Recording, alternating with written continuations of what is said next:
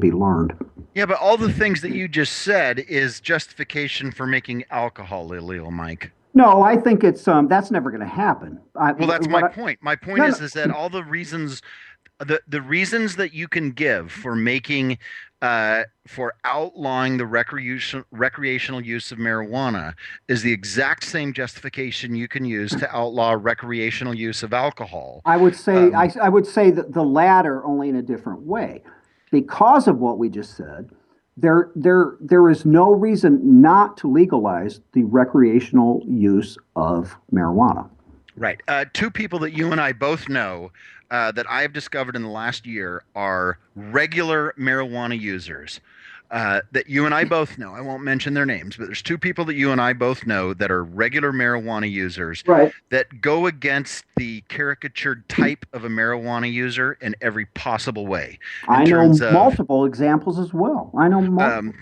yeah, you think, okay, you're lazy, shifty, you wouldn't say uncreative, but non-contributing society, gateway drug to harder drugs. Um, Dude, I agree with all of that. Okay, and I also know um, people who I forget what they call it. They wake up in the morning before they get out of bed, they fire up, and then they do it all day long, and then before they go to bed, they do the same thing. But the same can be said of people who drink. right. So yeah, no, I think you and I are on the same page here. So Yeah. again, Now, back to the question: do you support or believe that recreational marijuana should be legalized nationwide? oh yes, absolutely. As In do fact, I do. I also am still intrigued by the idea of making all types of drugs use legal. Think about the money spent on the yeah. war on drugs, which was Buckley's argument. The libertarian case for it is completely clear. However, given the fact that I'm paying and you're paying for everybody else's health care, Well, see, there you go. I might be just as insistent that they have, flax kale salads as opposed to McDonald's burgers for lunch as well. Listen, as it relates to heroin and cocaine and everything else, I mean, that what you just described, okay, of course, that's the typical or the mantra of a true libertarian is all drugs, prostitution, everything should be legal. But specific to drugs, from Amsterdam to throughout Europe, Google sometime the rethinking that's going on in Europe as it relates to no holds barred, total, everything's legal, do what you want, it's on you. I mean, it's being rethunk. I'm kidding. In Europe as we speak. So, yeah, we don't need to waste time getting into that whole debate. But California, yeah. I mean, I'm sorry, Colorado. You know what? I'm not surprised. I'm not surprised at all. And I suspect there's still a fair amount of illegal pot dealers. And incidentally, my thoughts as it relates to dealers of any drug, totally different than recreational marijuana. But I suspect there is a still large part of the market supplied by illegal now dealers because they can undercut legal prices. I mean, that's just me. Right. Well, that's one of the things they're finding out in Colorado is that the taxes are so high that the revenues expected and all of that are not It's happening not happening at all. because there's still a significant incentive for a black market. And there always will be. I mean, the dude in what was his name in New York that was killed by the police. He was what do they call him? He was selling. There's a term for it because of the high tax rate on cigarettes in New York City. He was selling individual cigarettes on the street. There will always be a black market for everything. Right. Now, interesting. Dan just sent me an article that was from last summer and then updated again in October in HuffPo about crime in Colorado, as because that's another thing is that crime, um, that increased drug use corresponds with criminal activity. Mm-hmm. Haven't had a chance to look through this. Interesting. He's right. I mean, he is right. And the other thing is, and damn, we got to move on. I'm going to talk about this Moonbat professor, but this notion on the left, that marijuana, unlike alcohol, now I'm going to sound like I'm contradicting, my belief that recreational marijuana should be nationwide allowed.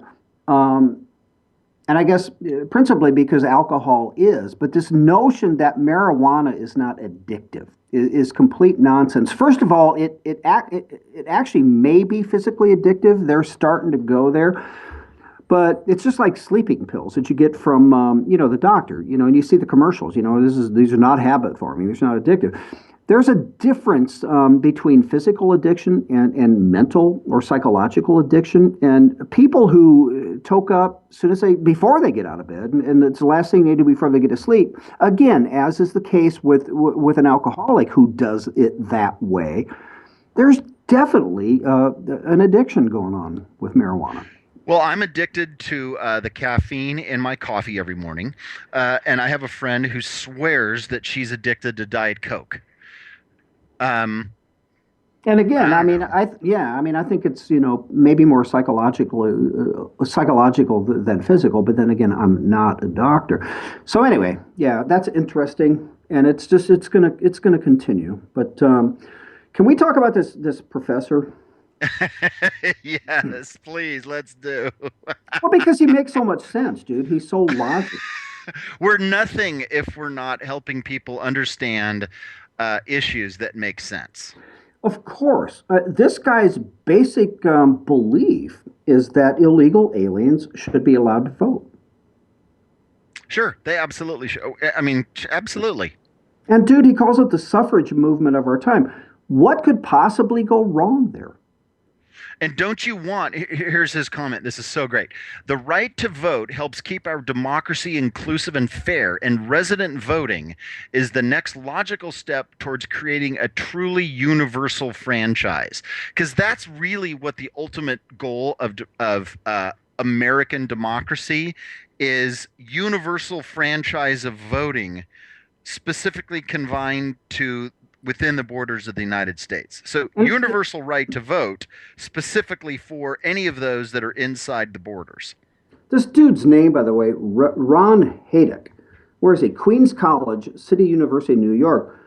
This sounds like something Obama would say. Well, I guarantee you Obama believes this. I can't guarantee anything. I suspect Obama believes this. And this sounds exactly like something he would say. Non-citizens voting, it's only fair, Michael. And fairness is the hallmark of our nation, certainly. Mm-hmm. And There's you know not a what? connection between citizenship and suffrage. Um, I don't know, man. I'm looking at the article. It's Daily Caller. It doesn't have, sometimes when Town Hall will print some of mine, the editors will go in and they'll warn people that it was written in sarcasm font. I don't see anything like that here. So No, and it goes back to what we both say. This could be from the Onion. I mean, this guy says he relied on the work of historians and other political scientists for the assertion that, quote, the right to vote in this country has never been intrinsically tied to citizenship. Um, Stop the bus. I mean, that is complete nonsense. It's not true. I mean,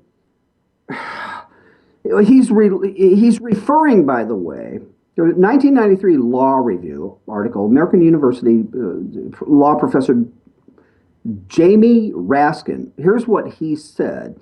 It is true that the 18th and 19th, in the 18th and 19th centuries, lots of people who were not United States citizens were voting at every level of the government. I mean, so by this guy's logic, this guy being the loony professor, let's pretend, for argument's sake, setting aside the 18th and 19th century to which he somehow claims, we should do things in 2015. Let's pretend that enough illegal Muslims, okay, since we're pretending we can go anywhere, enough illegal Muslims find their way into the country and democratically, and I say that in air quotes, voted for enough candidates who support Sharia law and make that the law of the land. I mean, dude, it would be only fair. only fair. And if and to question it would obviously not be fair. I don't know. I think, Mike, we need to have a new segment, satire or not, and we just read a headline. And one of us has to figure out whether it's satire or not. In fact, we See, probably that's could do that on. Go ahead. Say I'm sorry. again. No, I'm sorry. Go ahead. I cut. Hey, if you're about to say something that I said was genius, I don't want to interrupt you. So Well, see please. that I was going to say that was genius, and it's like when Leno used to do that thing, like he'd put up stuff like on eBay or not, or did people bid on it or not, or whatever. It could kind of be like that, dude. That is genius. Okay, we're Yeah. going to read a few headlines. Did they come from A, the Onion, or B, like the real world? And of course, I put real in air quotes because that would be from the liberal world. But dude, that's an excellent idea. Yeah, let's. In fact, we can do that tomorrow. We can just, when we pull up a story, you introduce the thing, and we get to play satire or not. See, we need to set up that folder on both of our computers. When we run across one of those things, we just throw it in there, and that's for that segment. Yeah, perfect. I want to talk about Texas real quick. I love it. Let's talk about Texas. Yeah, you bring it up. Oh, by the way, yeah, bring it up. Yeah. Go. Well, it's kind of one of those rest of the stories, if you will. So Obama been running around, right, talking about all this job growth, and of course, takes credit. By the way, I'll say for the umpteenth time, the government neither creates jobs. Well, it doesn't create jobs. Okay, yeah, it hires government employees and stuff, but what the government does is make conditions, if you will, economic conditions, favorable for job growth. That can be done in a number of ways. Lowering taxes, not raising taxes. Not increasing regulations and so forth. Money, all the above. I mean, deep, a lot of reasons here. But so let's just run with the numbers. Between 2007, from 2007 to 2014, Texas is solely responsible for the net, if you will, 1.2 million jobs created in this country. It's Texas, not the rest of the country. It's unbelievable. I mean, I think I did a story earlier in the year that implied, Texas was a significant part of it. But this graph showing that when you take Texas out, we're net down since 2007. Do the numbers. Do the numbers on the graph. Okay, the numbers are this: that since December of 2007, Texas employment has increased 13.1%, added 1.444 million jobs. The United States as a whole, the 49 states, has lost 275,000 jobs, which is a net percentage decrease of 1/5%. So overall employment in the country is up 12.8%, 1.14 million jobs, and all of those gains plus are in Texas. You and I can get geeky from time to time. You more than I, and I say that as a compliment, by the way. From time to time, with numbers and data and so forth. But this graph is astounding. Well, just the fact of the graph is astounding.